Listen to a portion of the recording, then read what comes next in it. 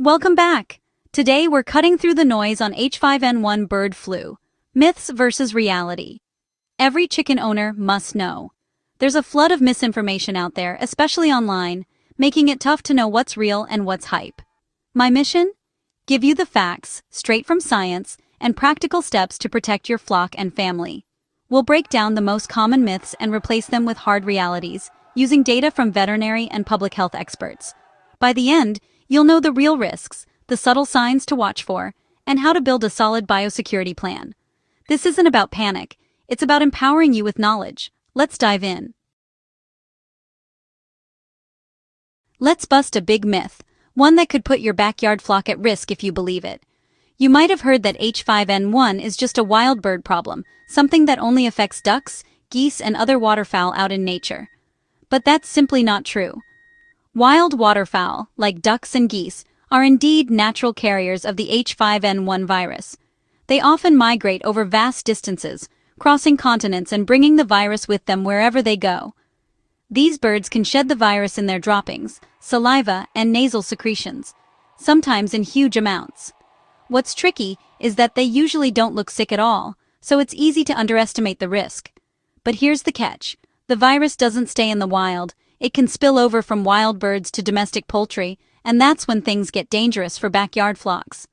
The virus can land in your yard, on your chicken coop, or in puddles your birds drink from. Even a small amount of contaminated water or soil can be enough to infect your flock. And it's not just direct contact with wild birds. The virus can hitch a ride on muddy boots, farm tools, or even on the feet of small songbirds that visit your feeders. It can travel in ways you might not expect. Once H5N1 enters a backyard flock, the consequences can be severe. Chickens, unlike many wild ducks, are highly vulnerable. They can become extremely sick, and the disease can spread rapidly through your entire flock, sometimes within days. The virus is also incredibly tough.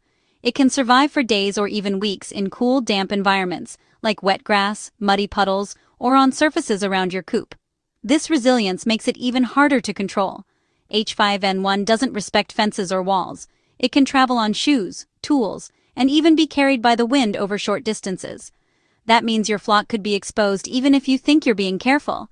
The idea that backyard chickens are safe just because they're not in direct contact with wild birds is dangerously wrong. Domestic poultry are actually highly susceptible to these spillover events.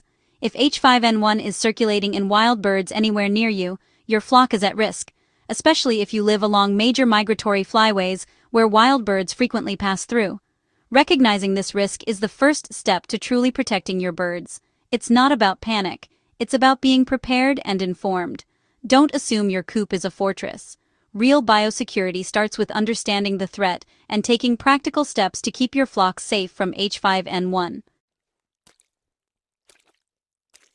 If H5N1 gets into your flock, it spreads with alarming speed.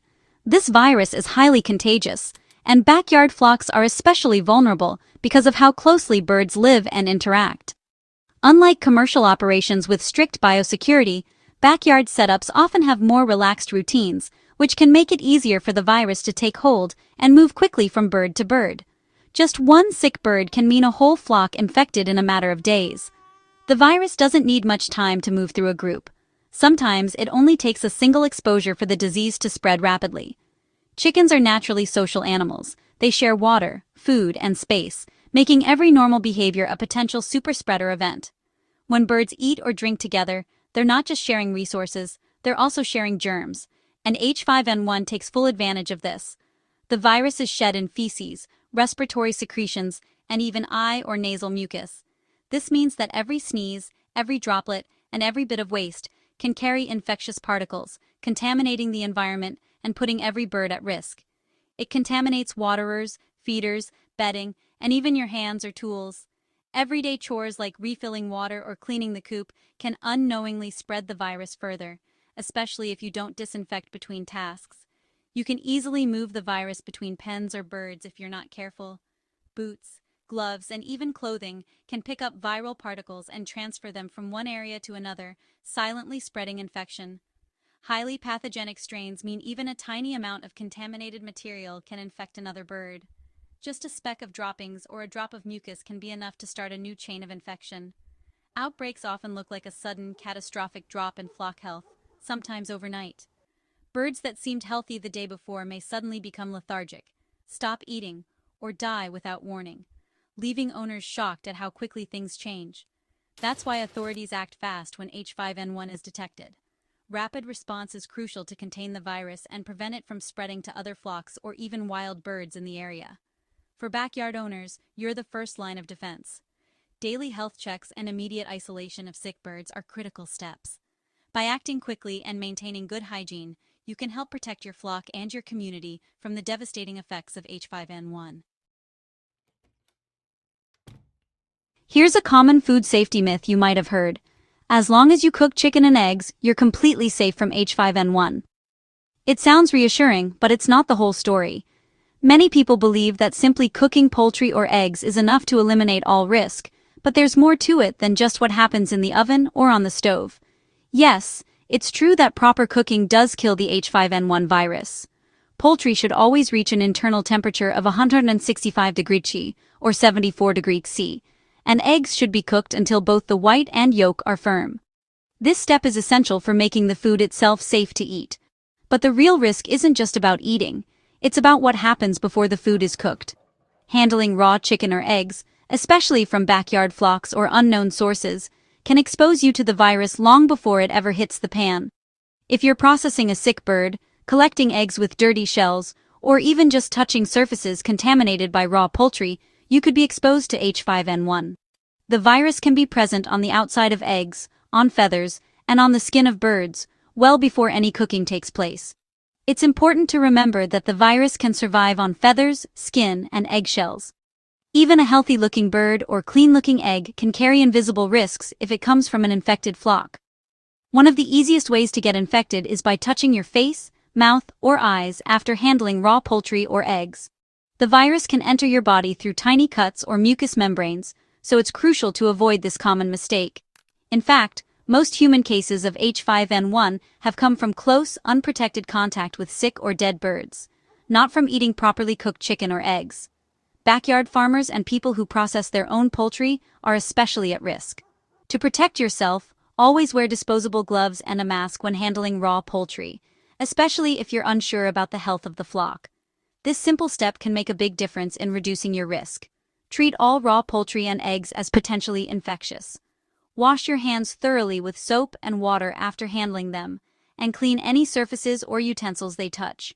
Remember, while cooking does eliminate the risk from eating, it doesn't protect you from the dangers of handling raw products. Stay vigilant in the kitchen, practice good hygiene, and you'll keep yourself and your family safe from H5N1. If you're finding this helpful, make sure to subscribe for the latest updates on H5N1 and poultry health. Staying informed is your best defense. Hit the subscribe button and join a community of responsible chicken keepers. You'll get alerts for new videos and time-sensitive updates. Let's keep your flock safe, together. Now, back to the facts. Spotting H5N1 early is tough. The first symptoms are often subtle. Watch for a sudden drop in egg production or odd-looking eggs. Lethargy, loss of appetite, and a bird standing alone are big red flags. Swelling of the head, comb, or wattles, sometimes with a bluish tint, signals serious trouble. Nasal discharge, green diarrhea, or odd neurological signs like stumbling or twisted necks mean the disease is advanced. Sometimes the only sign is sudden death with no warning. If you see unexplained deaths or multiple sick birds, treat it as a biosecurity emergency. Don't assume it's a fluke. Act fast to protect the rest of your flock. Quick reminder, subscribe to stay up to date on the latest poultry health news. New strains and recommendations can emerge fast. Subscribing ensures you get critical updates right away. Join our community and help spread accurate information. Now, let's tackle another dangerous myth. Stay tuned. Think H5N1 is just a factory farm problem? Think again. Large farms have strict biosecurity, disinfection, enclosed barns, and regular testing. Backyard flocks, on the other hand, often free range and have relaxed or no biosecurity.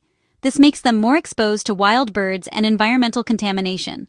Small flocks aren't routinely tested, so outbreaks can go unnoticed longer. One infected backyard flock can spread the virus to neighbors, especially in rural or suburban clusters. The virus doesn't care about flock size. A chicken is a chicken. Backyard birds can be easier targets due to their environment and lower protection. Every chicken owner, big or small, plays a role in stopping H5N1. Now, let's talk solutions. Biosecurity is your best defense. Treat your coop as a clean zone. Use dedicated boots and change before entering or leaving. Limit visitors. People can carry the virus on shoes or clothes. Don't share tools or equipment with other chicken owners. Disinfect any used gear before it comes near your flock. Protect your birds from wild birds. Use covered runs, keep feeders and waterers inside, and block access to ponds or streams. Quarantine new birds for at least 30 days in a separate area. Tend to your established flock first, then new or sick birds, and wash hands in between. These steps may seem like work, but they're essential for your flock's safety and your neighbors. Biosecurity is a community effort. Start in your own backyard. You've learned the real risks and the best ways to protect your flock from H5N1. Consistent, simple biosecurity habits make all the difference. Stay subscribed for the latest updates and advice. Your vigilance protects not just your birds, but the whole poultry community. Have questions? Drop them in the comments. Stay safe, stay informed, and see you in the next video. Thanks for watching.